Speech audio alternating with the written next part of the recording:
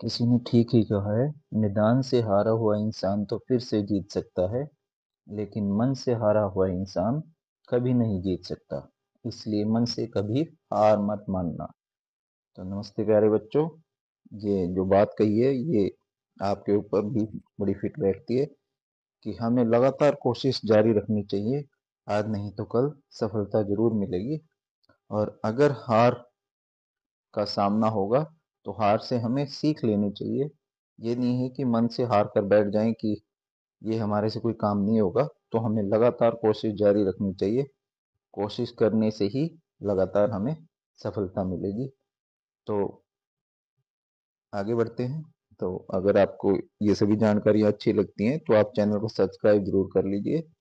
तो आज हम आपके साथ ये डिस्कस करने वाले हैं कि एचटेट को क्वालिफाई करने के लिए हमें क्या स्ट्रेटजी अपनानी चाहिए। तो हमें इस स्ट्रेटजी के ऊपर चलना चाहिए। तो ये मैं खुद की स्ट्रेटजी बताऊंगा कि मैंने इसको कैसे क्वालिफाई किया था। ये बिल्कुल मैं खुद के अपने एक्सपीरियंस को, पर्सनल एक्सपीरियंस को लेके चलूंगा। हो सकता है किसी और का अलग से एक्सपीरियंस हो सकता है, तो मैं इसमें दूसरों के एक्सपीरियंस को भी इसमें शेयर करने की कोशिश करूंगा। तो फिलहाल मैं अपने ही एक्सपीरियंस को इसमें लेके चल रहा हूँ। तो मेरा एचटेट था, जो मैथ्स में मैं एचटेट क्वालिफाई किया था। तो उसमें मैं पर्सनली बता देता हूँ कि कितने कितने मार्क्स मैंने अलग अलग सब्जेक्ट में लिए थे। तो टोटल इसमें जो मार्क्स थे वो कितने थे? 150। टोटल 150 मार्क्स का थे।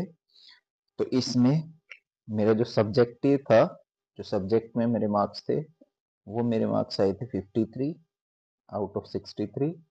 और जो एप्टीट्यूड था, जिसमें रीजनिंग होती है, एप्टीट्यूड मैथ्स की एप्टीट्यूड होता है, और इसमें हरियाणा जीके के कुछ क्वेश्चंस आ जाते हैं। इसमें तो 30 में से मेरे आए थे 23 मैंने इसमें लिए थे नंबर। इंग्लिश और हिंदी। इंग्लिश में जो मार्क्स आए थे मेरे, वो 15 में से 4 आए थे। बिल्कुल 100% सही बता रहा हूँ। जिसमें मेरे कम आए थे तो मैं कम ही बताऊंगा, जिसमें मेरे ज्यादा आए थे तो ज्यादा बताऊंगा। हिंदी में मेरे 4 ही आए थे। तो इंग्लिश हिंदी में थोड़ा सा हाथ ज्यादा कमजोर था। बाकी जो हरियाणा के बच्चों का होता भी है, तो वैसा ही कुछ मेरी भी हालत थी। पेडागोजी, इसमें भी हाथ काफी टाइट था। तो इसमें मेरे थे 7 मार्क्स। तो मैथ्स में मेरे 53 थे। सब्जेक्ट मेरा बिल्कुल अच्छा तो नहीं कहेंगे, 53 थे आउट ऑफ 60, पर ठीक सा था। एप्टीट्यूड में थोड़ा मेरी हरियाणा जीके और रीजनिंग और एप्टीट्यूड सही था।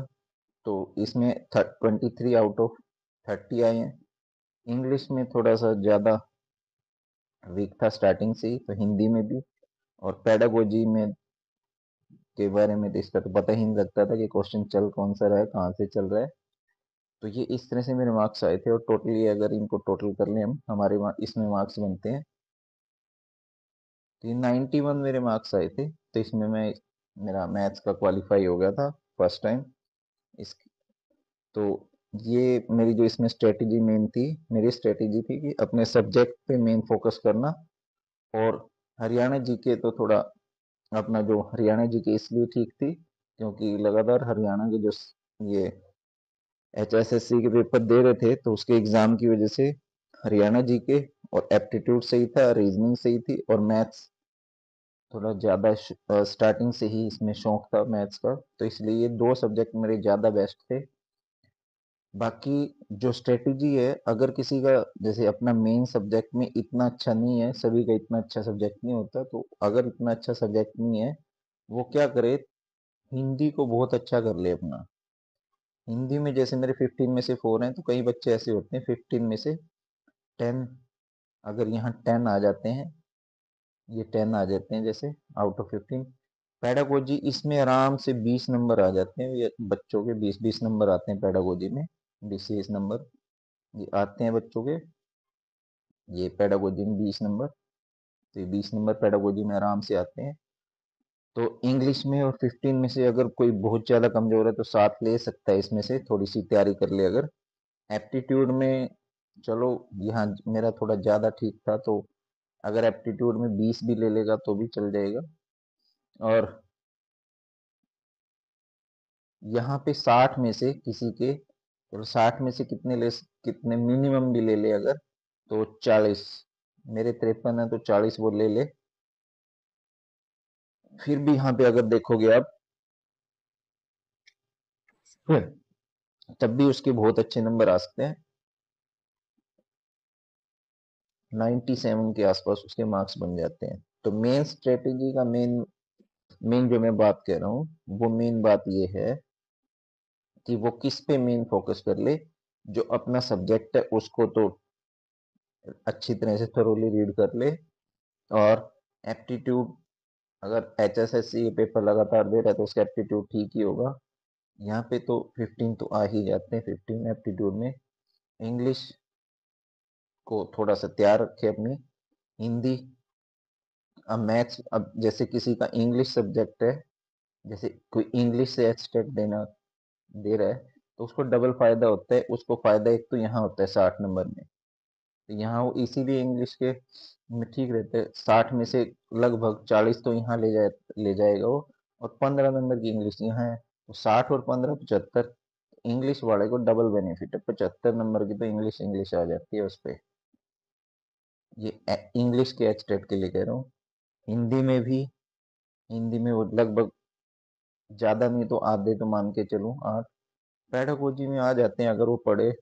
मेरा इतना इंटरेस्ट नहीं था पेडागोजी में स्टार्टिंग से ही, तो इसलिए मेरे 7-8 मार्क्स आए थे। तो अगर इसको करे तो आराम से 15 नंबर आराम से आते हैं, बच्चों के 20-20 नंबर भी आते हैं। तो लास्ट टाइम की स्ट्रेटेजी ये है, इन 3 सब्जेक्ट्स पे मेन फोकस, और सबसे मेन फोकस हिंदी लास्ट के 15 दिन, और पेडागोजी। पेडागोजी को 1 महीना चाहिए। जिसने रीड कर रखी है एक बार इसको और अच्छी तरह से कर ले। तो मेन कौन कौन से सब्जेक्ट हैं इसमें अब लास्ट टाइम, तो लास्ट टाइम आ जाएगा हमारा पेडागोजी और हिंदी। हिंदी और पेडागोजी को अच्छी तरह कर दे तो 30 + 15 45 मार्क्स का ये पोर्शन आता है। तो इसमें कम से कम 30 मार्क्स अगर बन जाए तो क्वालिफाई होने के बहुत अच्छे चांसेस है। तो आज के लिए बस इतना ही बच्चों, आगे फिर आपके लिए कोई अच्छी वीडियो लेके आएंगे। तो आज के लिए बस इतना ही। Thank you.